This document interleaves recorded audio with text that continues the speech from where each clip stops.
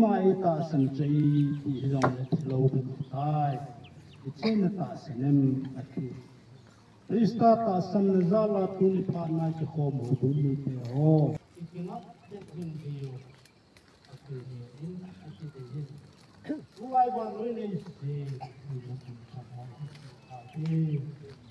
if we pay our Tuni Nisim, you know, Sanwa, simply for Pakai, if you look at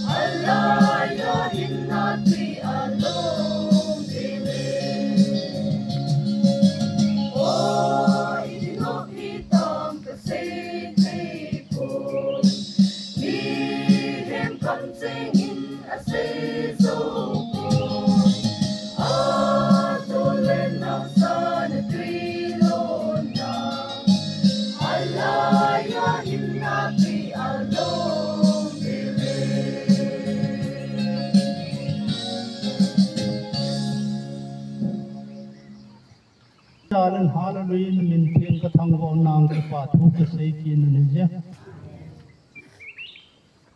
mon mang thaya tu lu na ma mon mang thai to kai tho din